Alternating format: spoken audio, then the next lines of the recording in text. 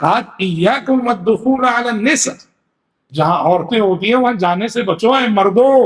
صحابہ نے کہا افرأیت الحم یا رسول اللہ، اللہ کے نبی دیور کے بارے میں، جیٹ کے بارے میں کیا بولیں گے آپ نے کہا الحم الموت.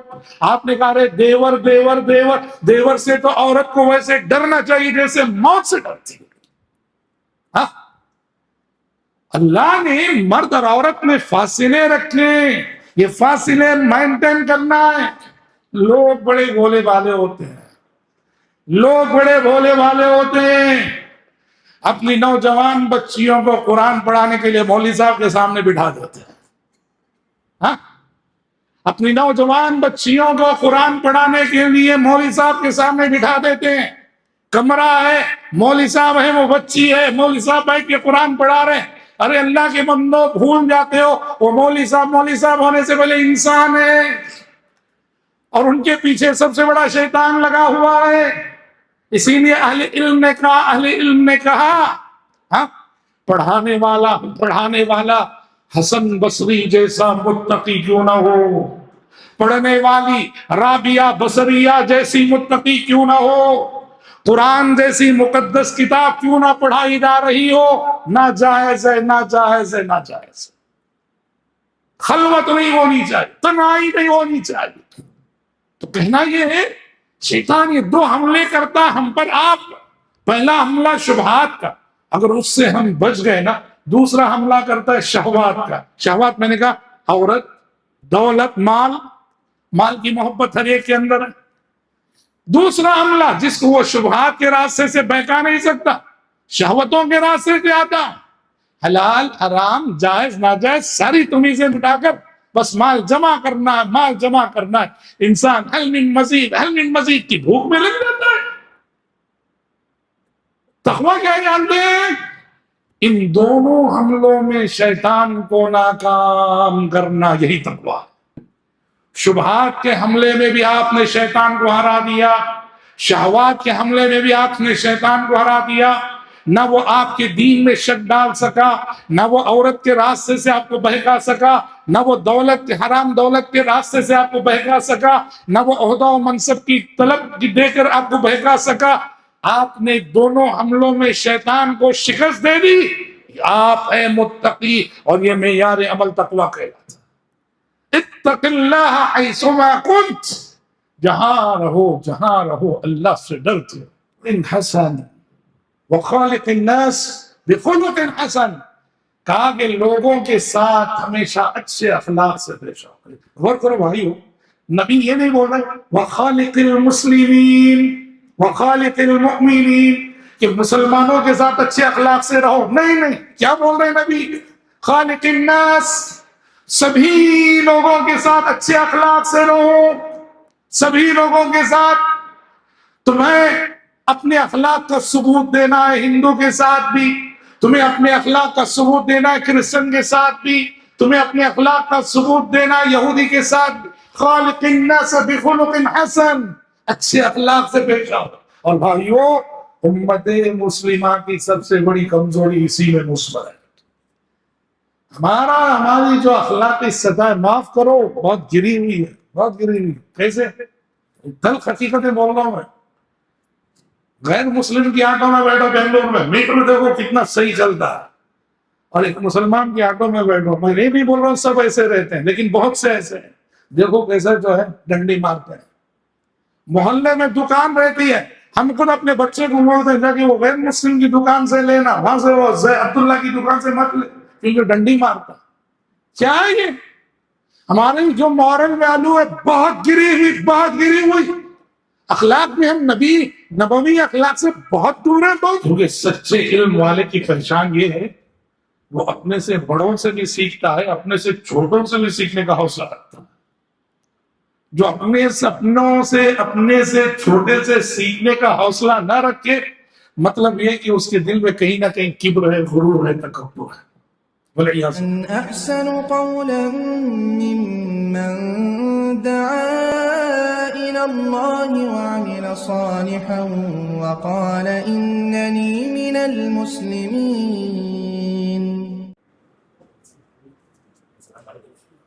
السلام علیکم ورحمۃ اللہ وبرکاتہ. ان الحمد للہ نحمده ونستعینه ونستغفره ونعوذ باللہ من شرور انفسنا ومن سیئات اعمالنا. من يهده الله فلا مضل له ومن يضلل فلا هادي له. واشهد ان لا اله الا الله وحده لا شريك له واشهد ان محمدا عبده ورسوله. يا ايها الذين امنوا اتقوا الله حق تقاته ولا تموتن الا وانتم مسلمون. يا ايها الناس اتقوا ربكم الذي خلقكم من نفس واحده وخلق منها زوجها وبث منهما رجالا كثيرا ونساء. واتقوا الله الذي تساءلون به والارحام ان الله كان عليكم رقيبا. يا ايها الذين امنوا اتقوا الله وقولوا قولا سديدا يصلح لكم اعمالكم ويغفر لكم ذنوبكم ومن يطع الله ورسوله فقد فاز فوزا عظيما. أما بعد فإن خير الحديث كتاب الله وخير الهدي هدي محمد صلى الله عليه وسلم وشر الأمور محدثاتها وكل محدثة بدعة وكل بدعة ضلالة وكل ضلالة في النار. أعوذ بالله السميع العليم من الشيطان الرجيم من همزه ونفخه ونفسه. قل إن كنتم تحبون الله فاتبعوني يحببكم الله ويغفر لكم ذنوبكم والله غفور رحيم. آج کے اس اجلاس کے معزز صدر، مجلس میں موجود تمام ہی معزز علماء، سلاکی جماعت، جمعیت اور مساجد کے ذمہ داران، متولیان حضرات، معزز شرکاء اجلاس اور پردہ نشین خواتین اسلام، پہلی مرتبہ آپ کے شہر سرا میں حاضری دے کر دلی مسرت اور خوشی کا احساس ہو رہا ہے. بعض علاقے، بعض شہر ایسے ہوتے ہیں جہاں جانے کے بعد میں اپنے آپ سے مخاطب ہو کر یہ کہنے پہ مجبور ہوتا ہوں کہ کاش یہاں میں بہت سال پہلے آیا ہوتا. آپ کی یہ جماعت بھی، آپ بھائیوں کی محبتیں اور یہاں پہنچنے کے بعد جماعت کی جو تاریخ میں نے سنی تو مجھے اپنے آپ پہ افسوس ہو رہا ہے کہ آپ کے اس شہر سے، آپ کی اس جماعت سے میں دور رہا. واقعی اتنی روشن تاریخ ہے یہاں کی کہ آپ کی یہ جماعت، آپ کا یہ گاؤں بڑی اہمیت کا حامل ہے. بہرحال دیر صحیح اللہ رب العزت نے آپ بھائیوں کے درمیان حاضر ہونے کی جو سعادت بخشی ہے، اس پر میں دلی مسرت کا اظہار کرتے ہوئے رب العالمین کا بھی شکر گزار ہوں اور ہمارے ان تمام ذمہ داران کا، علماء کا شکر گزار ہوں جن کی توجہ اور عنایت سے میں یہاں آج آپ کے درمیان حاضر ہو کر دو بول آپ کے سامنے بولنے جا رہا ہوں. آج کی گفتگو کے لیے میں نے اللہ کے نبی صلی اللہ علیہ وسلم کی ایک حدیث کا انتخاب کیا ہے، اس لیے کہ نصیحت ظاہر بات ہے اللہ کے کلام اور نبی کی حدیث سے بہتر نصیحت اور کیا ہو سکتی ہے. ایک ایسی حدیث ہے یہ جو میں آپ کے سامنے پیش کرنے جا رہا ہوں. مجھے یقین ہے کہ آپ یہ حدیث ہو سکتا ہے بار بار سنے ہوں گے، مختلف علماء سے سنے ہوں گے، لیکن اس حدیث میں جو باتیں آئی ہیں نا، یہ ہماری اور آپ کی پریکٹیکل لائف سے تعلق رکھنے والی باتیں ہیں. بڑی قیمتی نصیحتیں ہیں اس حدیث کے اندر. تو میں اسی حدیث کی روشنی میں اپنی گفتگو کو شروع کروں گا اور اسی حدیث کی روشنی میں اپنی گفتگو کو ختم بھی کروں گا۔ حدیث جامع ترمذی کی ہے۔ اللہ کے نبی صلی اللہ علیہ وسلم نے اپنے ایک جلیل القدر صحابی سے خطاب کرتے ہوئے 3 باتوں کی نصیحت فرمائی، اور یہ 3 باتیں ایسی ہیں جیسے میں نے کہا ہم میں سے ہر ایک کی زندگی سے تعلق رکھنے والی بات، ہم میں سے کوئی مسلمان اس سے مستثنا ہے۔ تینوں باتیں ہر ایک کی پریکٹیکل لائف سے تعلق رکھنے والی بات ہے۔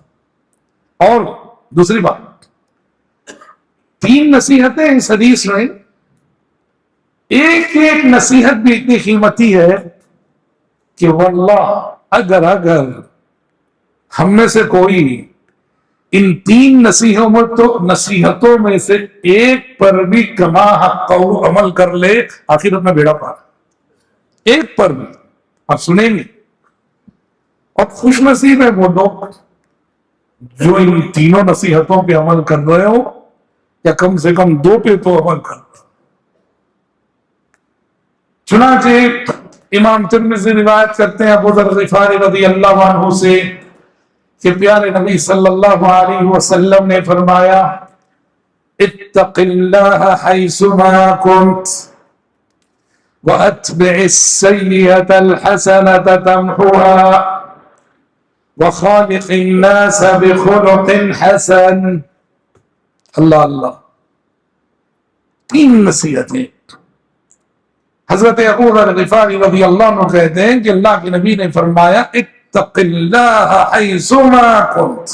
ابو ذر سنو، جہاں بھی رہو اللہ سے ڈرتے ہو، اللہ سے ڈرتے ہو۔ تم دنیا میں جہاں بھی رہو تقوی کا دامن تمہارے ہاتھ سے چھوٹنا نہیں چاہیے، کیونکہ واقعتاً تقوی اللہ کے اس خوف کو کہتے ہیں، اللہ کے اس ڈر کو کہتے ہیں جو انسان کے دل میں ہر وقت پایا جائے، ہر جگہ پایا جائے، اسی کو تقوی بولتے ہیں۔ یہ تقوی نہیں میں مسجد میں ہوں تو صف اول کا نمازی ہوں، مارکیٹ میں جا کے میرے بارے میں پوچھو تو مارکیٹ میں میرا انٹروڈکشن یہ ہے کہ ہمارے مارکیٹ کا سب سے بڑا فراڈی یہی ہے۔ مسجد میں تو میں صف اول کا نمازی ہوں، پہلی صف کبھی نہیں چھوٹتی ہے مجھ سے، اور مارکیٹ میں میں کیا ہوں، پورا مارکیٹ کہہ رہا ہے کہ ہمارے مارکیٹ کا سب سے بڑا فراڈی یہی ہے۔ تقوی نہیں، ہمارا تقوی صرف مسجد کی حد تک ہے۔ تقوی اللہ کے اس خوف کو کہتے ہیں جو مسجد میں بھی ہوتا ہے، گھر میں بھی ہوتا ہے، دکان میں بھی ہوتا ہے، مکان میں بھی ہوتا ہے، سفر میں بھی ہوتا ہے، حضر میں بھی ہوتا ہے، خلوت میں بھی ہوتا ہے، جلوت میں بھی ہوتا ہے، تنہائیوں میں بھی ہوتا ہے۔ تقوی اللہ کے اس خوف کو کہتے ہیں جو کبھی انسان کا ساتھ نہیں چھوڑتا۔ میں پبلک کو دیکھ کر اپنے تقوی کا مظاہرہ کرتا ہوں، اتنے لوگ ہیں، اور تنہائیوں میں جاتا ہوں تو میری ساری تنہائیاں، گناہوں کی تنہائیاں، معصیتوں کی تنہائیاں، کتنی بڑی بات ہے۔ اتق اللہ حیثما کنت، جہاں بھی رہو اللہ سے ڈرتے ہو، جنگل میں رہو اللہ سے ڈرتے ہو، پہاڑوں پہ ہو اللہ سے ڈرتے ہو، ویرانیوں میں ہو اللہ سے ڈرتے ہو۔ اللہ کا ڈر، اللہ کا خوف، اللہ کا تقوی تمہارے دل سے کبھی جانا نہیں چاہیے۔ پچھلے دنوں مطلب ہو گئے 2-3 سال کی بات ہے، سوشل میڈیا پہ ایک ویڈیو بڑا وائرل ہوا۔ سعودی عرب کے ایک عالم گزر رہے تھے، سفر پہ جا رہے تھے کار میں، ان کا گزر ایک صحرا پر ہوا۔ صحرا، سعودی عرب کے صحرا، اگر آپ عرب کے صحرا آپ نے دیکھے ہو، دور دور تک کہیں کوئی درخت نہیں، کوئی جھاڑ نہیں، کوئی سایہ نہیں، کوئی پانی نہیں، ایسا دیکھا کہ چلچلاتی دھوپ ہے۔ اس چلچلاتی دھوپ میں ایک سوڈانی چرواہا اپنی کچھ بکریوں کو چرانے میں مصروف ہے۔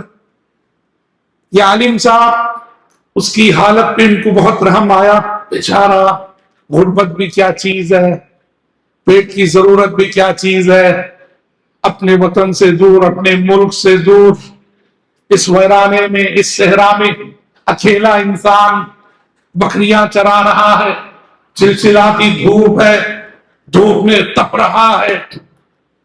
تو یہ عالم صاحب سیدھے کار لے جا کے اس کے بازو کھڑا، سلام کیا، وعلیکم السلام،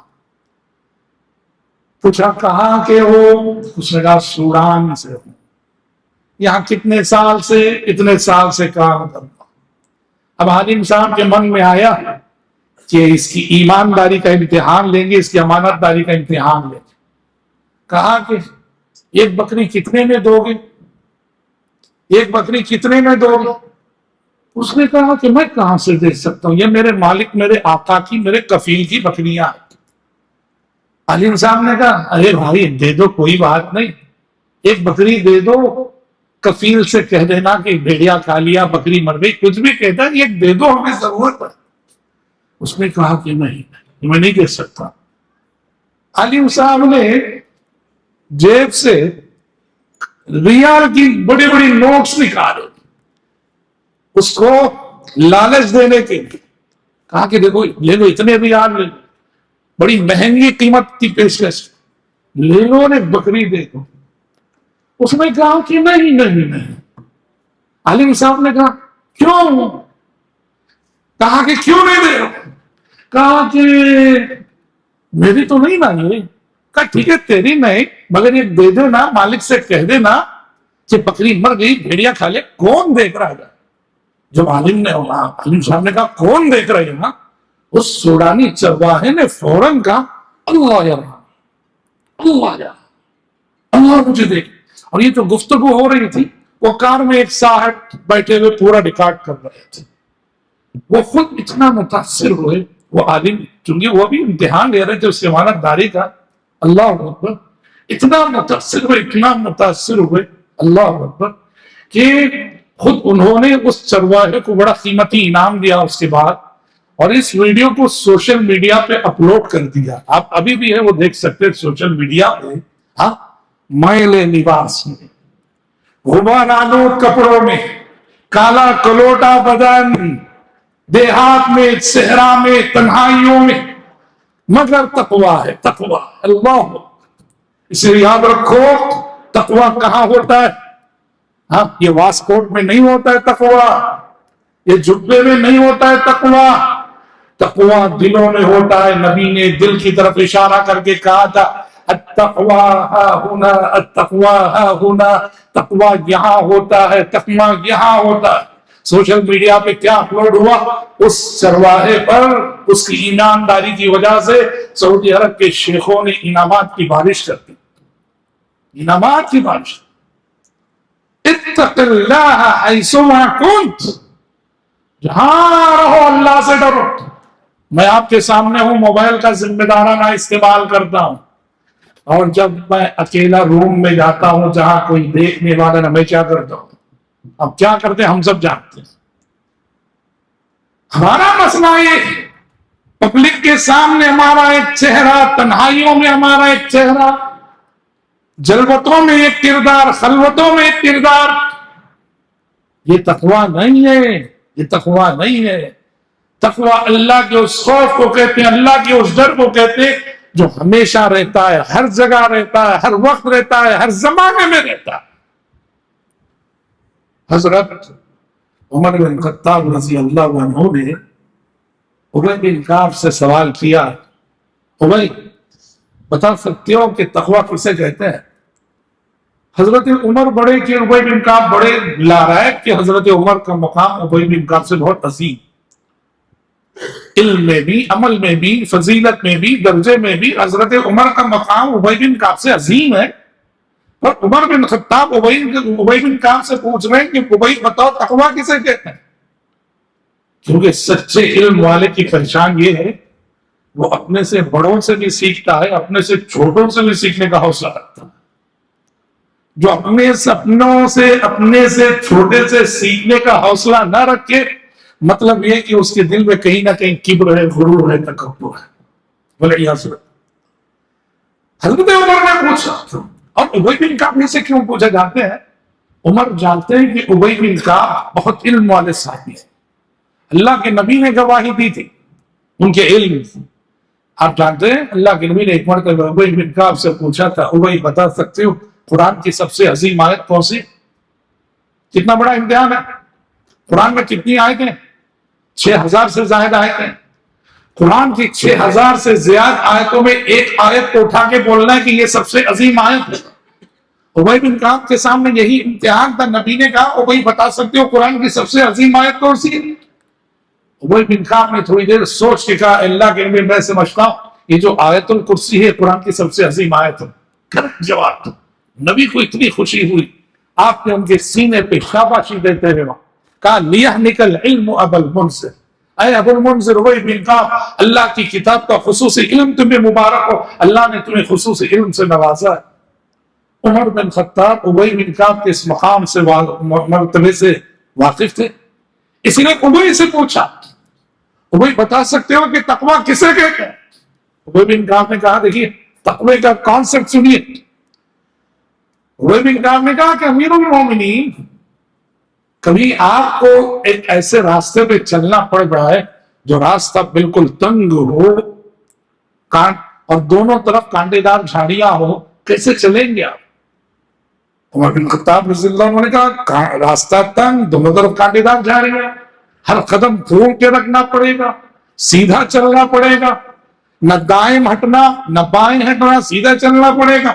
دائیں ہٹوں گا تو میرا کپڑا دائیں جانب کی کانٹیوں سے الجھ جائے گا، بائیں ہٹوں گا تو میرا کپڑا بائیں جانب کی کانٹیوں سے الجھ جائے گا۔ ابی بن کعب نے کہا امیر المومنین بس زندگی میں اسی احتیاط کے ساتھ قدم بڑھانے کا نام تقویٰ، زندگی میں اسی احتیاط کے ساتھ جینے کا نام تقویٰ، ہر قدم پھونک پھونک کر رکھنے کا نام تقویٰ، صراط مستقیم پہ سیدھے سیدھے چلے جانے کا نام تقویٰ، دائیں بائیں نہ مڑنے کا نام تقویٰ۔ غور کیجیے یہ جو مثال دی ابی بن کعب کہ تنگ راستہ ہے اور دونوں طرف کانٹے دار جھاڑیاں ہیں، چلنے والے کے آگے چیلنج ہے کہ وہ کیسے اپنے آپ کو دونوں طرف کی کانٹے دار جھاڑیوں سے بچائے گا۔ یہ بہت بڑی بات ابی بن کعب کہہ رہے ہیں، اس میں وہ کیا ہے جانتے ہیں؟ شیطان زندگی میں مجھ پہ اور آپ پہ دو طرح کے حملے کرتا ہے، بات یاد رکھیں۔ شیطان جو ہے ان مومنوں پر، انسانوں پر، ان کو گمراہ کرنے کے لیے دو طرح کے حملے کرتا ہے۔ پہلا حملہ اہل علم کہتے ہیں اس کو شبہات کا حملہ، شبہات پہلا حملہ کرتے ہیں شبہات کا، یعنی میرے اور آپ کے ایمان میں شک ڈال دیتا ہے، اللہ کے بارے میں شک ڈال دیتا ہے، آخرت کے بارے میں شک ڈال دیتا ہے، قرآن کے بارے میں شک ڈال دیتا ہے، پیغمبر اسلام کے بارے میں شبہات ڈال دیتا ہے۔ پہلا حملہ شیطان یہ کرتا ہے جہاں وہ ہمارے ایمان ہی کو لوٹنا چاہتا ہے، کیونکہ انسان اگر اللہ ہی کے بارے میں شکوک اور شبہات میں مبتلا ہو گیا ہے، اللہ ہی کے بارے میں، تو پھر کیا بچا اس کے ساتھ؟ پہلا حملہ شیطان یہ کرتا ہے کہ ایمان اور اللہ ہی کے بارے میں شبہات کا حملہ کرتا ہے، طرح طرح کے شبہے ڈالتا ہے۔ کیسے؟ ہمارے نوجوان بچے جو مشنری کی کالجز پر پڑھتے ہیں وہ نہیں جانتے ان کے کرسچن ٹیچرز اور کرسچن اساتذہ نے کیسے غیر شعوری طور پر ان کے ایمان کو لوٹ لیا ہے۔ ایسے ایسے سوالات کرتے ہیں کہ ہمارا نوجوان علم نہ ہونے کی وجہ سے سوچتا ہی رہتا ہے، سوچتے سوچتے اپنی متاع ایمان دبا بیٹھتا ہے۔ وہ تو خیر ہے ان میں سے کسی کو اللہ ہدایت دے جاتا ہے تو آ کے علماء سے پوچھ لیتا ہے، بہت سارے نوجوان ایسے پوچھتے نہیں، ٹیچرز کے ڈالے ہوئے شبہات کو پالتے پالتے پالتے اپنے ایمان کو گوا بیٹھتے ہیں۔ کہنے کو عید میں مسجد میں حاضری دے رہا، جمعہ میں حاضری دے رہا، ٹوپی پہن رہا، اور دل میں ایمان پر کوئی ذرا برابر یقین نہیں، اسلام پر ذرا برابر یقین نہیں۔ یہ پہلا حملہ شیطان کرتا ہے۔ اگر اس پہلے حملے میں وہ ناکام ہو جاتا ہے، شبہات کے حملے، اور شبہات کے حملے سے بچنا کون سی چیز بچاتی ہے معلوم؟ علم بچا، علم جس کے پاس علم ہوتا ہے وہ بچ جاتا ہے۔ علم ہر شک کا جواب دیتا ہے، علم ہر شبہ کا جواب دیتا ہے۔ تو اب جس شخص کو شیطان شبہات کے حملے میں گمراہ نہیں کر سکا، اس پر دوسرا حملہ کرتا ہے شیطان، اسے اہل علم کہتے ہیں شہوات کا حملہ۔ ہاں، شبہات کا حملہ، اور دوسرا حملہ کیا ہے؟ شہوات کا حملہ۔ وہ دیکھتا ہے اچھا چلو پہلے حملے میں انہیں مجھے ہرا دیا، شیطان کیا بولتا ہے؟ پہلے حملے میں میں سکسس نہ ہو سکا، اب دوسرا حملہ، اور دوسرا حملہ شہوات کا حملہ۔ شہوات کیا ہے؟ کسی کے پاس گمراہ کرنے کے لیے عورت کے راستے سے آتا، کسی کے پاس اسے گمراہ کرنے کے لیے دولت کے راستے سے آتا ہے، کسی کے پاس اسے گمراہ کرنے کے لیے عہدہ و منصب کے راستے سے آتا ہے۔ انسان کے اندر اللہ نے جن چیزوں کی شہوت رکھی ہے، خواہش رکھی ہے، خواہشات کے راستے سے آتا ہے۔ اور پہلے حملے میں جن لوگوں نے ثابت قدمی دکھائی تھی، استقامت دکھائی تھی، اس دوسرے حملے میں اچھے ہار جاتے ہیں، اچھے ہار جاتے ہیں، اس لیے کہ شہوت بہت بری چیز ہے۔ اللہ نے کہا زُيِّنَ لِلنَّاسِ حُبُّ الشَّهَوَاتِ مِنَ النِّسَاءِ وَالْبَنِينَ وَالْقَنَاطِيرِ الْمُقَنطَرَةِ مِنَ الذَّهَبِ وَالْفِضَّةِ وَالْخَيْلِ الْمُسَوَّمَةِ وَالْأَنْعَامِ وَالْحَرْثِ ذَلِكَ مَتَاعُ الْحَيَاةِ الدُّنْيَا وَاللَّهُ عِندَهُ حُسْنُ الْمَآبِ۔ لوگوں کے لیے شہوتیں مزین کر دی گئی، خوشنما کر دی گئی ہیں۔ شہوتوں میں سب سے پہلے اللہ نے کس کا ذکر کرے؟ عورت۔ زُيِّنَ لِلنَّاسِ حُبُّ الشَّهَوَاتِ مِنَ النِّسَاءِ۔ شیطان جس کے ایمان کو لوٹ نہ سکا، عقیدے کو لوٹ نہ سکا، دین میں شک نہ ڈال سکا، اب اس پر دوسرا حملہ کر رہا ہے۔ ایک لڑکی کے راستے سے اس تک پہنچ رہا ہے، ایک عورت کے راستے سے اس تک پہنچ رہا ہے، اور اس کو عورت کے فتنے میں مبتلا کر رہا ہے، لڑکی کے فتنے میں مبتلا کر رہا ہے، اور عشق و محبت کی اس کی ایک داستان وہاں سے شروع ہوتی ہے۔ لسان نبوت نے کہا واللہ ما ترکت بعدی فتنة اضر علی الرجال من النساء، میں ترکت بعدی فتنة اضر علی الرجال من النساء۔ نبی نے کہا میں نے اپنے بعد مردوں کے لیے عورت سے بڑا کوئی فتنہ نہیں چھوڑا ہے، میں نے اپنے بعد مردوں کے لیے عورت سے بڑا کوئی فتنہ نہیں چھوڑا ہے۔ اسی لیے شریعت فاصلے رکھتی، اجنبی مرد اجنبی عورت فاصلے ہونا چاہیے، قربتیں نہیں ہونی چاہیے، خلوت نہیں ہونی چاہیے، کتنے نیک مقصد کے لیے صحیح، کوئی اجنبی مرد اجنبی عورت تنہا نہ رہے۔ نبی نے فرمایا جہاں دو اجنبی مرد اور عورت تنہائی میں رہتے ہیں وہاں تیسرا ضرور شیطان ہوتا ہے۔ سمجھ رہے؟ عورت اور مرد کے درمیان شریعت نے فاصلے رکھے، کہا ایاکم والدخول علی النساء، جہاں عورتیں ہوتی ہیں وہاں جانے سے بچو ہے مردوں۔ صحابہ نے کہا افرأیت الحم یا رسول اللہ، اللہ کے نبی دیور کے بارے میں، جیٹ کے بارے میں کیا بولیں گے آپ نے کہا الحم الموت، آپ نے کہا ارے دیور دیور دیور، دیور سے تو عورت کو ویسے ڈرنا چاہیے جیسے موت سے ڈرتی ہے۔ ہاں، اللہ نے مرد اور عورت میں فاصلے رکھنے، یہ فاصلے مینٹین کرنا ہے۔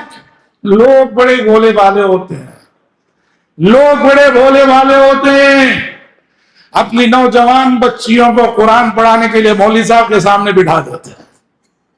ہاں، اپنی نوجوان بچیوں کو قرآن پڑھانے کے لیے مولوی صاحب کے سامنے بٹھا دیتے ہیں۔ کمرہ ہے، مولوی صاحب ہے، وہ بچی ہے، مولوی صاحب بیٹھ کے قرآن پڑھا رہے ہیں۔ ارے اللہ کے بندو بھول جاتے ہو وہ مولوی صاحب ہونے سے پہلے انسان ہے، اور ان کے پیچھے سب سے بڑا شیطان لگا ہوا ہے۔ اسی لیے اہل علم نے کہا ہاں، پڑھانے والا حسن بصری جیسا متقی کیوں نہ ہو، پڑھنے والی رابعہ بصریہ جیسی متقی کیوں نہ ہو، قرآن جیسی مقدس کتاب کیوں نہ پڑھائی جا رہی ہو، ناجائز ہے، ناجائز ہے، ناجائز ہے۔ خلوت نہیں ہونی چاہیے، تنہائی نہیں ہونی چاہیے۔ تو کہنا یہ ہے شیطان یہ دو حملے کرتا ہم پر، آپ پہلا حملہ شبہات کا، اگر اس سے ہم بچ گئے نا، دوسرا حملہ کرتا ہے شہوات کا۔ شہوات میں نے کہا عورت، دولت، مال کی محبت ہر ایک کے اندر ہے۔ دوسرا حملہ جس کو وہ شبہات کے راستے سے بہکا نہیں سکتا، شہوتوں کے راستے سے آتا، حلال حرام جائز ناجائز ساری تمیزیں مٹا کر بس مال جمع کرنا ہے، مال جمع کرنا ہے، انسان حل من مزید کی بھوک میں لگ جاتا ہے۔ تقویٰ کیا جانتے ہیں؟ ان دونوں حملوں میں شیطان کو ناکام کرنا، یہی تقویٰ۔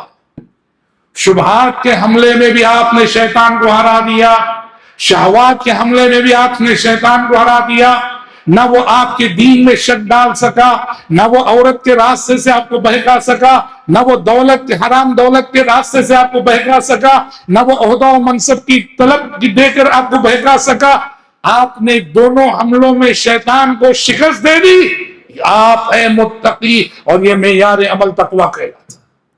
اتق اللہ حیثما کنت، جہاں رہو اللہ سے ڈرتے ہو، اللہ سے تقویٰ مانگنا چاہیے۔ نبی نے دعائیں سکھائی، اللہم انی اسألک الہدی والتقی والعفاف والغنی، اللہ میں تجھ سے ہدایت مانگتا ہوں، اللہ میں تجھ سے تقویٰ مانگتا ہوں، اللہ میں تجھ سے پاک دامنی مانگتا ہوں، اللہ میں تجھ سے بے نیازی مانگتا ہوں۔ یہ پہلی نصیحت، اتق اللہ حیثما، جہاں رہو اللہ سے ڈرتے۔ دوسری نصیحت، وَأَتْبِعِ السَّيِّئَةَ الْحَسَنَةَ تَمْحُهَا، کہا کہ جب بھی گناہ ہو جائے، گناہ کے فوراً بعد نیکی کر لو کہ یہ نیکی اس گناہ کو مٹاتا۔ دیکھو، گناہ ہم سب سے ہوتے ہیں، ہم میں سے کوئی گناہوں سے بچا ہو، کوئی نہیں، نبی اور پیغمبر کے بعد کوئی بچا نہیں۔ ہم جان بوجھ کر بھی گناہ کرتے ہیں، انجانے میں بھی گناہ کرتے ہیں، مگر مومن میں اور غیر مومن میں فرق کیا معلوم؟ مومن گناہ ہونے کے بعد فوراً توبہ کرتا ہے، اپنے آپ کو گناہ کے اس دھبے سے پاک کرنے کی فکر کرتا ہے۔ فاسق، فاجر، کافر، مشرک، اسے کوئی ٹینشن نہیں، گناہ پہ گناہ کیے جاتا ہے، نہ گناہ کے دھبوں سے پاک کرنے کی اسے فکر ہوتی ہے کچھ۔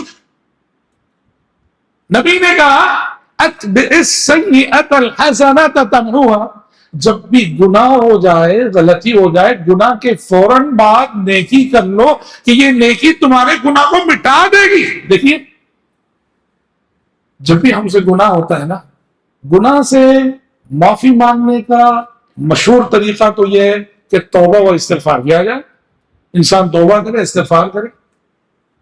اللہ کے نبی نے اس حدیث میں ایک دوسرا طریقہ بتایا، ہاں، کہ گناہ سے معافی مانگنے کا، اپنے آپ کو گناہ کے دھبے سے دھلنے کا ایک طریقہ یہ ہے، گناہ کے فوراً بعد نیکی کر لو، وہ نیکی تمہارے گناہ کو مٹا دے، کیونکہ اللہ کا قانون ہے قرآن میں، ان الحسنات یذہبن السیئات، اچھائیاں برائیوں کو ختم کر دیتی ہیں۔ اس لیے بھائیوں، جب بھی گناہ ہو جائے، اس گناہ کو یاد رکھ کر ایک نیکی کرو۔ سمجھ رہے ہیں؟ کوئی غلط نظر دیکھ لیا تھا، کسی پہ غلط نظر ڈال دی تھی، اس گناہ کو یاد رکھو۔ تمہارے سامنے غریب آ رہا ہے، پیسے اٹھا کے صدقہ کر دو، اللہ وہ جو غلط نظر میں دیکھا اس صدقے کے ذریعے معاف کرتے۔ گناہ کے بعد ہونے والی نیکیاں گناہوں کو مٹا دیتی۔ اور ایک بات یہ بھی یاد رکھنا، گناہ جتنا بڑا کیا ہے، نیکی بھی اتنی ہی پاورفل ہونی چاہیے، برابر۔ آئیے، گناہ نیکیوں سے گناہ کیسے معاف ہوتے؟ دو واقعات سیرت میں ہیں۔ ایک واقعہ ہے صحیح مسلم کا، امام مسلم نے اپنی کتاب صحیح مسلم میں یہ واقعہ روایت کیا، سنیے گا۔ یہ واقعہ بڑی عبرت ہے اس واقعے میں۔ صحابی رسول طفیل بن عمر دوسی رضی اللہ عنہ اپنے ایک ساتھی کے ساتھ، اپنے ایک دوست کے ساتھ ہجرت کر کے مدینہ آئے۔ ایک تو اسلام لائے، اسلام لانے کے بعد اپنا گھر چھوڑا، وطن چھوڑا، بستی چھوڑی، رشتہ دار چھوڑے، ہجرت کر کے مدینہ آئے۔ مدینہ آنے کے بعد حضرت طفیل بن عمر دوسی رضی اللہ عنہ کے جو ساتھی تھے، ان کو مدینے کی آب و ہوا، مدینے کا موسم، مدینے کا کلائمیٹ راس نہیں آیا، ان کی طبیعت بگڑ گئی۔ تکلیف بڑھتی گئی، ان سے صبر نہ ہوا، انہوں نے یہ کیا کہ ایک قینچی لی، ایک چھری نما کوئی چیز لی، اپنی انگلیاں آپ کاٹ لی، خون بہنے لگا انگلیوں سے، اور خون بہتے انتقال کر گئے۔ اللہ اللہ، کیا ہو گیا؟ سوسائڈ، خودکشی۔ اور آپ کو معلوم ہے سوسائڈ کرنا اسلام کی نظر میں کتنا بڑا گناہ ہے، خودکشی کتنا بڑا گناہ ہے۔ بخاری کی حدیث ہے، نبی فرماتے ہیں جب پچھلی امتوں میں ایک شخص نے سوسائڈ کیا، خودکشی کی، اللہ نے کہا بادرنی عبدی بنفسہ حرمت علیہ الجنہ، بندے نے میری طرف آنے میں خود جلدی کر لی، میں نے اس پہ جنت حرام کر دی ہے۔ بخاری کی ایک دوسری حدیث میں آپ فرماتے ہیں من قتل نفسه بحديدة فحديدته في يده يتوجه بها في بطنه في نار جهنم خالدا مخلدا فيها ابدا، اگر کسی نے کسی چھری سے خودکشی کی تھی، کل قیامت کے روز نار جہنم میں وہ چھری اس کے ہاتھ میں ہوگی، اور وہ اپنے پیٹ میں وہ چھری گھونپ رہا ہوگا، اپنے آپ کو عذاب دے رہا ہوگا خالداً مخلداً فیہا ابدا، اسی عذاب میں ایک لمبی مدت جہنم میں جلے گا وہ۔ ومن قتل نفسه بسم فسمه في يدي يتحساه في نار جہنم خالداً مخلداً فیہا ابدا، اگر کسی نے زہر کھا کے خودکشی کی تو کل جہنم میں وہ زہر اس کے ہاتھ میں ہوگا، چاٹ رہا ہوگا، تڑپ رہا ہوگا خالداً مخلداً فیہا ابدا، اسی عذاب میں ایک لمبی مدت جہنم میں رہے گا۔ سوسائڈ کرنے کو شریعت نے اس نظر سے دیکھا ہے، خودکشی کرنے کو شریعت نے اس نظر سے دیکھا ہے۔ نبی تو فرماتے تھے کہ میں خودکشی کرنے والے کی نماز جنازہ نہیں پڑھاتا، تم پڑھ لو، میں نہیں پڑھاؤں گا۔ یہاں وہی تو ہوا، طفیل بن عمر دوسی رضی اللہ عنہ کے دوست، ان سے یہی گناہ ہوا، یہی خودکشی ہوئی، یہی سوسائڈ کر بیٹھے وہ، نبی کے رہتے میں، نبی کے زمانے میں، نبی کی موجودگی میں ہوا۔ حضرت طفیل بن عمر دوسی رضی اللہ عنہ اس واقعے کے بعد، اس حادثے کے بعد ہمیشہ بہت دکھی رہتے تھے، بہت غم زدہ رہتے تھے۔ کیوں؟ اپنے دوست کی آخرت کی فکر کو لے کر کہ میرا ساتھی اسلام لایا، ہجرت کر کے اتنی بڑی قربانی دیا، اور مدینہ آ کر اتنی بڑی غلطی کر بیٹھا کر سوسائڈ کر لیا اور خودکشی کر کے اللہ کے پاس گیا، نہیں معلوم رب العالمین نے اس کے ساتھ کیا سلوک کیا ہے۔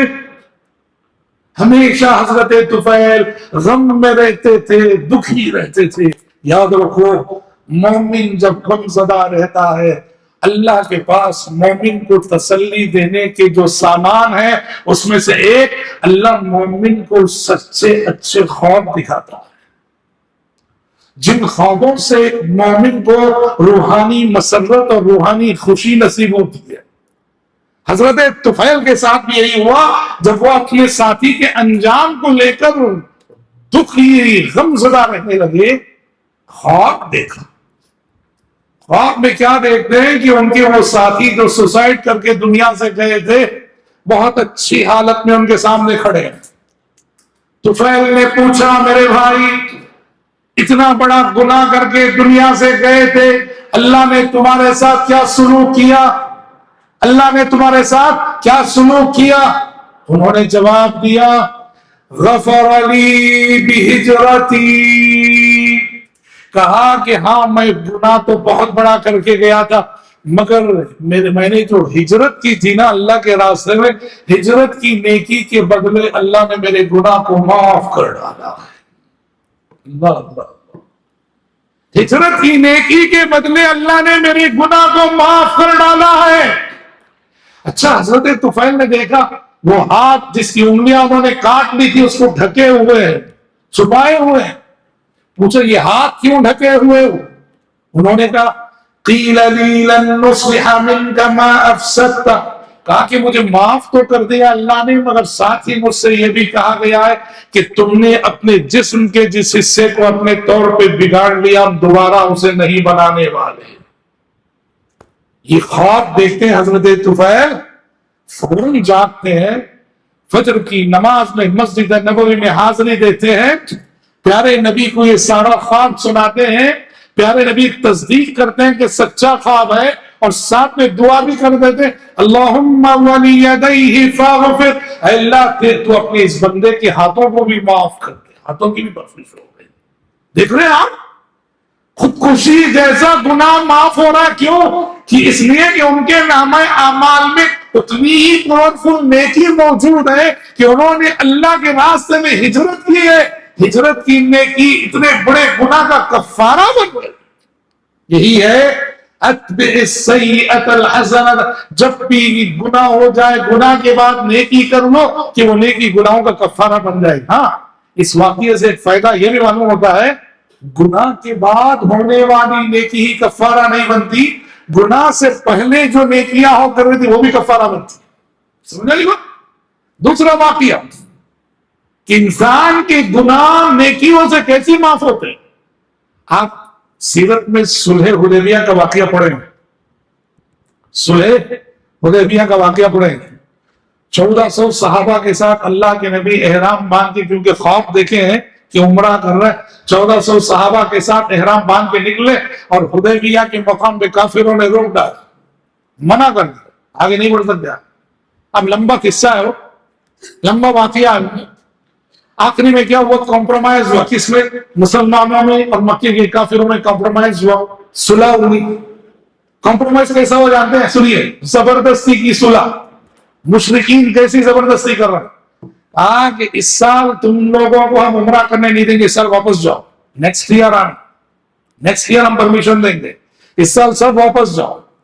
ٹھیک ہے، اللہ کے نبی نے کہا ٹھیک ہے، اس سال ہم واپس جائیں۔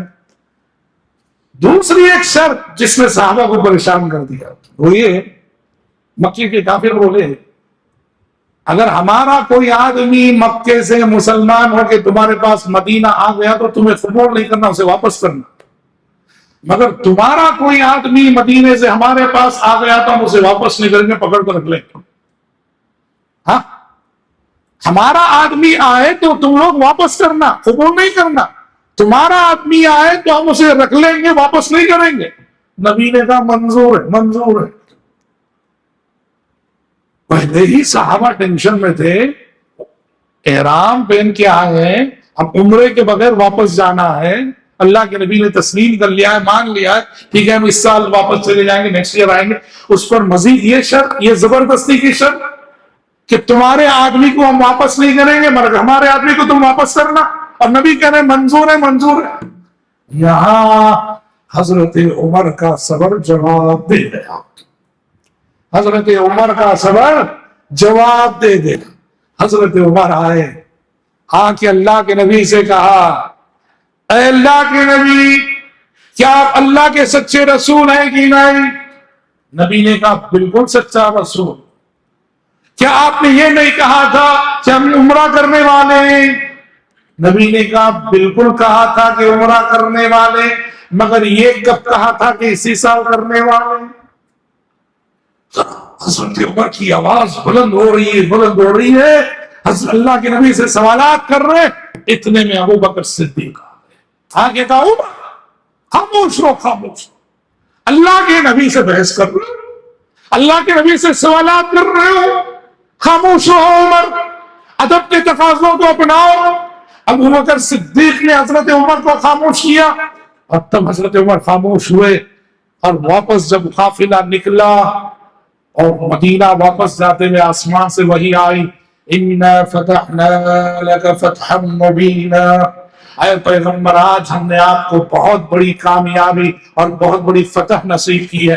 صحابہ جسے ہار اور شکست سمجھ رہے تھے، آسمان سے وحی آئی، ہار نہیں، آج جیت کر جا رہے ہو تم۔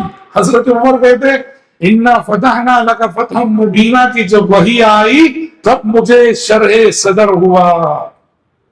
اب وہ کیسے، وہ ہار کامیابی کیسی تھی وہ الگ جائزہ اس کا، میں اس میں کہنا یہ ہے، حضرت عمر کہتے ہیں اس دن اللہ کے نبی کے سامنے میں نے جو آواز بلند کر دی، اللہ کے نبی سے جو کچھ میں نے کچھ سوالات کر کے کچھ غلطی کر دی، باقی زندگی میں مجھے اتنا پچھتاوا رہا، میں نے صلح حدیبیہ کے دن کی اس ایک غلطی کو یاد رکھ کر باقی عمر میں کئی نفل نمازیں پڑھی، کئی نفل روزے رکھے، کئی صدقات و خیرات کیے کہ اے اللہ صلح حدیبیہ کے روز تیرے نبی کے ساتھ جو بے ادبی میں نے کی، میری اس بے ادبی کو ان نیکیوں کے ذریعے معاف فرما دینا۔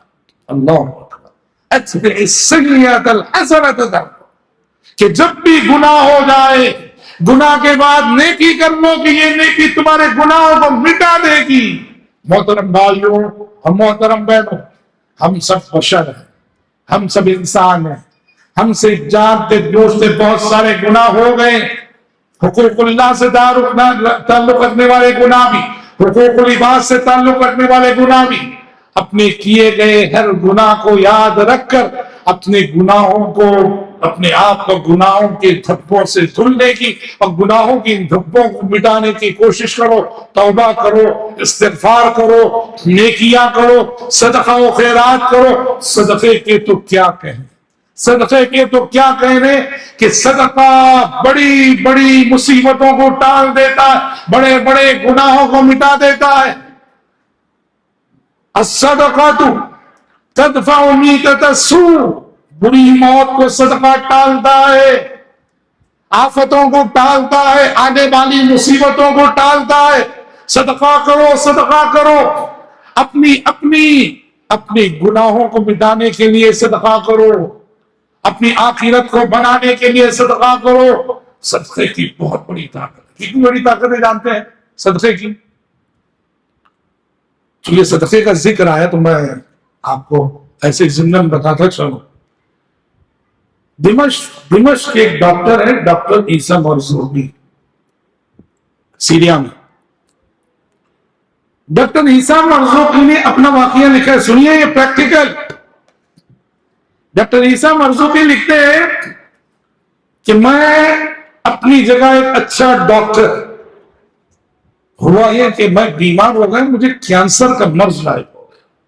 کینسر، آج ہر کوئی وہ نام سنتے ہی ڈرتا۔ اللہ ہمیں اور آپ کو محفوظ رکھے اس بیماری سے۔ ڈاکٹر عیسیٰ مرزوقی لکھتے ہیں کہ مجھے کینسر کا مرض لاحق ہو گیا۔ اچھا، ان کا علاج کرنے والے ڈاکٹر، ان کے اپنے ساتھی، ان کے اپنے دوست، ان کے والد، لیکن کہتے ہیں کہ میں اپنا علاج کراتا رہا لیکن مرض بڑھتا گیا، جو دوا کی علاج سے کوئی خاطر خواہ فائدہ نہیں ہو رہا تھا۔ کہتے ہیں ڈاکٹر عیسیٰ مرزوقی کہ اللہ کے نبی کی ایک حدیث میرے علم میں آئی اس وقت کہ نبی نے کہا داووا مرضاکم بالصدقہ، داووا مرضاکم بالصدقہ، اپنے مریضوں اور بیماروں کا علاج صدقے کے ذریعے کیا کرو۔ صدقہ علاج ہے، صدقہ دوا ہے، صدقہ حل ہے۔ سمجھ رہے؟ نبی نے کہا اپنے بیماروں کا علاج صدقے کے ذریعے کیا کرو۔ ہمارے استاد مولانا ظہیر الدین اثری رحمانی مبارک پوری رحمت اللہ علیہ جماعت السلام میں 50 سال انہوں نے حدیث پڑھائی۔ وہ سناتے تھے ایک فیملی کے بارے میں ہمیشہ۔ اس فیملی کا معمول تھا کوئی بھی بیمار ہوتا ڈاکٹر کے پاس جاتے ضرور، ڈاکٹر کے پاس تشخیص کرواتے، اور ڈاکٹر جو بھی دوائیاں لکھتا میڈیکل میں جا کے پوچھتے، دوائی نہیں لیتے تھے، میڈیکل میں جا کے پوچھتے اس دوائی کی قیمت کیا ہے، میڈیکل والا کہتا کہ 560 روپے ہے، وہ 560 روپے جا کے غریب کو صدقہ کرتے، بیمار صحیح ہو جاتا۔ ہاں، دوائی نہیں لیتے تھے، دوائی کی جو قیمت ہوتی میڈیکل میں معلوم کر کے جا کے غریب کو صدقہ دیتے، بیمار صحیح ہو جاتا۔ داووا مرضاکم بالصدقہ، اپنے بیماروں کا علاج صدقے کے ذریعے کیا کرو۔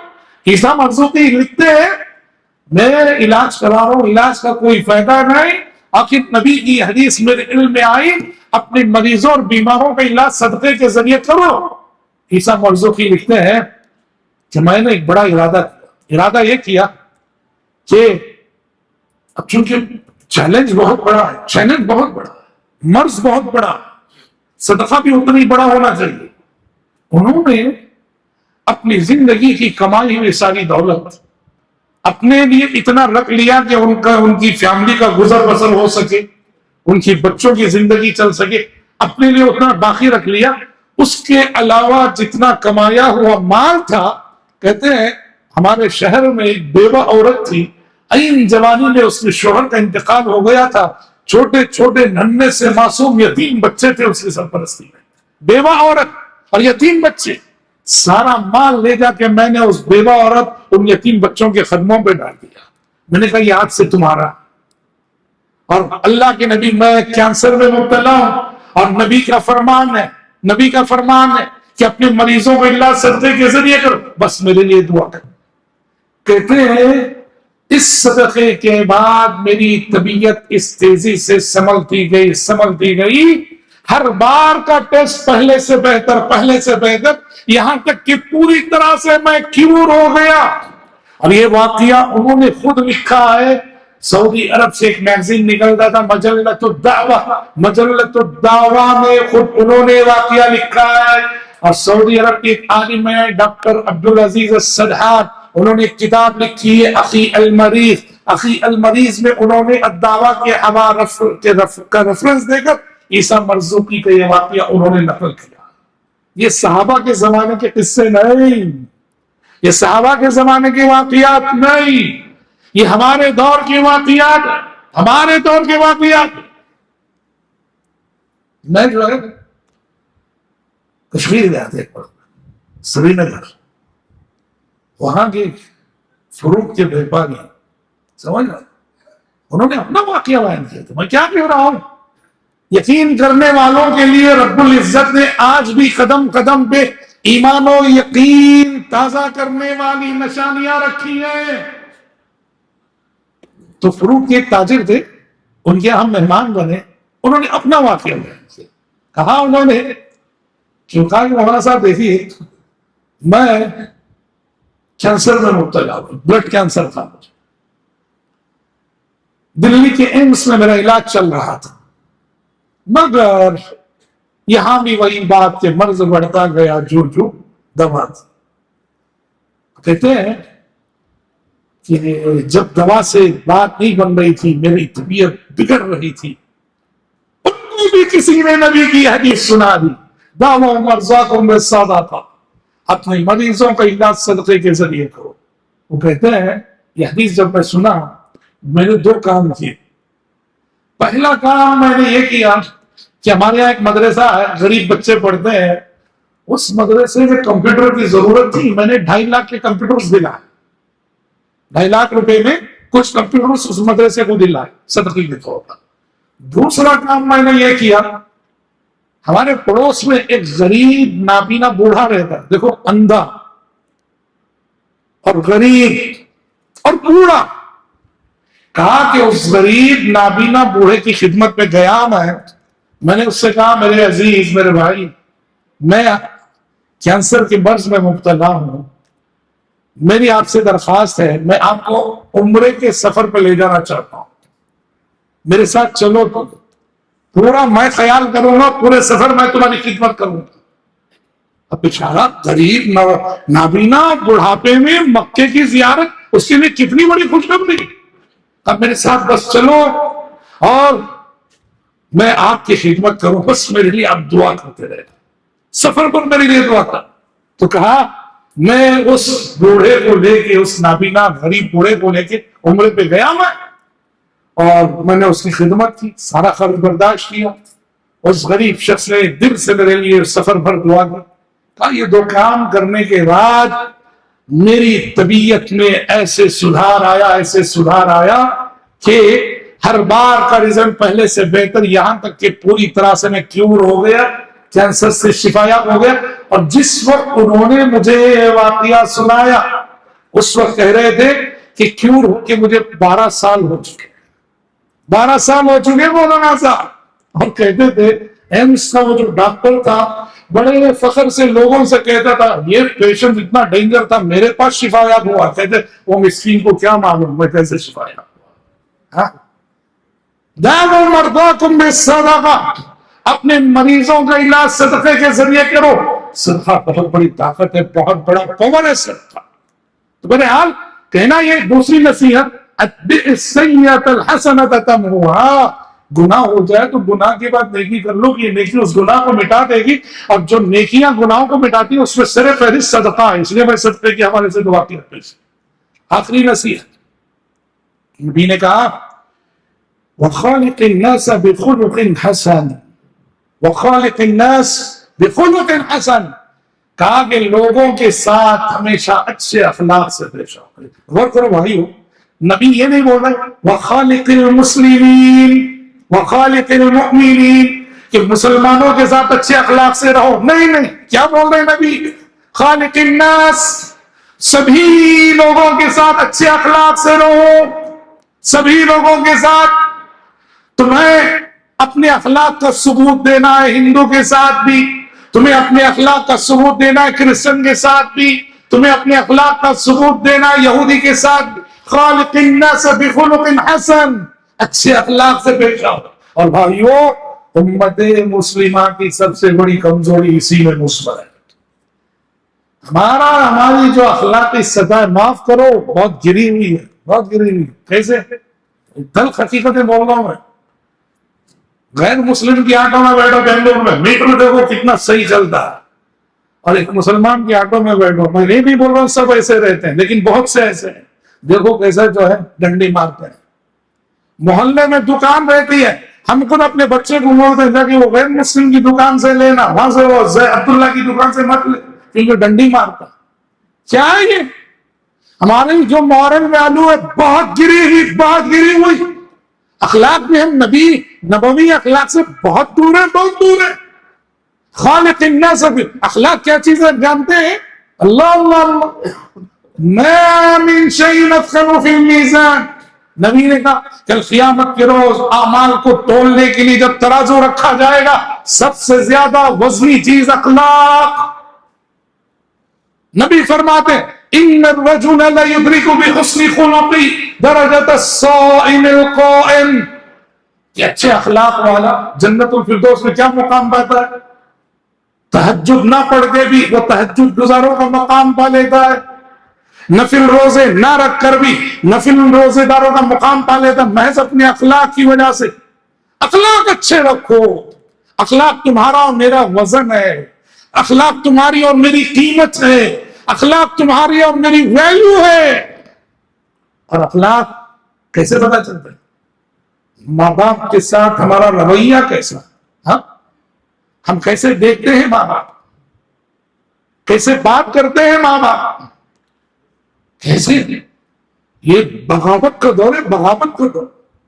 اولاد باغی ہے، ماں باپ گھروں میں پریشان ہے اولاد کی بغاوت سے. آنکھیں دکھاتا ہے نوجوان بیٹا. اور آپ نے گزشتہ ہفتے دیکھا وائرل ہوا، ایک نالائق اپنے باپ کو لبے سڑک اتنا مارا مہاراشٹر میں کہ جان چلی گئی. سمجھ رہے؟ ایسے دور سے ہم گزر رہے. ہماری اخلاقی سطح اتنی گری ہوئی ہے. ماں باپ کے ساتھ ہمارا سلوک، بڑوں کے ساتھ ہمارا ادب، چھوٹوں کے ساتھ ہمارا پیار، ہماری شفقت، اور سب سے بڑی چیز جس سے ہمارے اخلاق ظاہر ہوتے ہیں وہ ہماری زبان ہے. زبان، عربی زبان میں کہتے ہیں قیمت المرء لسانہ، آدمی کی قیمت اس کی زبان سے. زبان صحیح رکھو، زبان سچی رکھو، زبان سنجیدہ رکھو، زبان شائستہ رکھو. رف زبان اچھی بات نہیں، سخت زبان اچھی بات نہیں، گالی گلوچ کرنے والی زبان اچھی بات نہیں، خینچیوں کی مانند دلوں کو کاٹنے والی زبان اچھی بات نہیں. اپنی زبان اچھی رکھو، محبت کی زبان، اپنائیت کی زبان، سلیقے کی زبان، میٹھی زبان. دیکھو وہ حدیث آپ نے سنی ہوگی، اللہ کے نبی صلوات اللہ وسلم علیہ اپنے گھر میں موجود ہے. آپ ایک شخص نے دستک دی دروازے پہ، نبی کو بتایا گیا، اللہ کے نبی وہ شخص آ نام بتایا گیا، فلان شخص آنا چاہ رہے آپ کے پاس. نبی کیا بولے بولو؟ اس کا نام سنتے والے نبی کیا بولے والو؟ بئس اخو العشیرہ. کہا کہ یہ ہمارے پورے مدینے کا سب سے برا انسان، یہ جو دروازے پہ کھڑا ہے نا، ہمارے پورے مدینے کا سب سے برا انسان. کوئی منافق رہا ہوگا. کہا بئس اخو العشیرہ، ہمارے سماج کا یہ سب سے برا انسان ہے کہ یہ جو کھڑا. مگر ہمارے نبی کے اخلاق پر کسی آنے والے کو روکتے نہیں تھے. ہم نے پرمیشن دو آنے دو. وہ آیا تو نبی کریم صلی اللہ علیہ وسلم نے اس سے اتنی میٹھی گفتگو کی جیسے زبان سے الفاظ نہیں شکر جھڑ رہی ہو. مائی عائشہ صدیقہ رضی اللہ عنہ اندر سے دیکھ رہے حیران ہو کر. جب وہ بات کر کے جا چکا، حضرت عائشہ نے کہا اللہ کے نبی انہیں دروازے پہ تھا تو آپ بولے انہیں مدینے کا سب سے برا انسان ہے، مگر بات چیت اتنی میٹھی کرے نا اس کے ساتھ. آپ نبی کیا بولے؟ یا عائشہ ومتى وجدتنی فاحشہ، عائشہ بتاؤ تم نے مجھے زندگی میں کب اور کس کے ساتھ بدزبانی کرتے ہوئے پایا؟ بتاؤ کس کے ساتھ بدزبانی کرتے؟ اللہ اللہ، جس شخص کے بارے میں ہمارے نبی کا تأثر یہ کہ یہ مدینے کے سماج کا سب سے برا انسان ہے اور اس سے نبی بات کر رہے تو اتنے میٹھے بول رہے. آج ہمیں ماں باپ کے ساتھ ایسی گفتگو کرنے کا سلیقہ ہے، اپنے بھائی بہنوں کے ساتھ ایسی گفتگو کرنے کا سلیقہ ہے. اپنی زبان کو قابو میں رکھو، زبان کا صحیح استعمال کرو کہ اخلاق میں ہم کہاں کھڑے ہیں یہ ہماری زبان بتاتی ہے. وَخَالِقِ النَّاسَ بِخُلُقٍ حَسَنٍ. تو محترم بھائیو، جیسے میں نے کہا یہ 3 بڑی قیمتی نصیحتیں ہیں، اور جو ایک پہ بھی کما تو عمل ہو جائے واللہ آخرت میں بیڑا پار ہے. جہاں رہو اللہ سے ڈرتے رہو. جب بھی گناہ ہو جائے اس گناہ کو یاد رکھ کر نیکی کر لو، وہ نیکی گناہ کو مٹا دے گی. اور سبھی لوگوں کے ساتھ اچھے اخلاق سے پیش آؤ. میں رب العزت سے دعا کرتا ہوں کہ پروردگار عالم مجھ کہنے والے آپ سبھی سننے والوں کو اللہ ان تینوں قیمتی نصیحتوں پر عمل کرنے کی توفیق عطا فرمائے. اللہم آمین. اللہ ہمیں متقی بندوں میں شامل فرمائے. اللہ ہمیں توبہ و استغفار کا اہتمام کرنے والے بندوں میں شامل فرمائے. اللہ ہمیں خوش اخلاق بندوں میں شامل فرمائے. ہر قسم کی بد اخلاقی سے اور ہر قسم کی معصیت سے، ہر قسم کی غفلت سے، ہر قسم کی گناہوں سے اللہ ہماری حفاظت فرمائے. میں گفتگو کی اختتام پر پھر سے ایک اور مرتبہ سرا کی جماعت کے تمام ہمارے ذمہ داران، متولی صاحبان اور یہاں کے علماء سبھی کا شکر گزار ہوں. آپ کی محبت، آپ کی توجہ، آپ کی عنایت کے سبب یہاں حاضر ہونے کی یہ سعادت مجھے نصیب ہوئی. اللہ رب العزت ہمارے اور آپ کی یہاں جمع ہونے اور مل بیٹھنے کو قبول فرمائے، اور جیسے اس نے ہمیں یہاں جمع کیا کل روز آخرت جنت الفردوس میں بھی اپنے فضل و کرم سے اکٹھا فرمائے. اللہم آمین. وصلی اللہ وسلم علی خیر خلقہ محمد وآلہ وصحبہ اجمعین.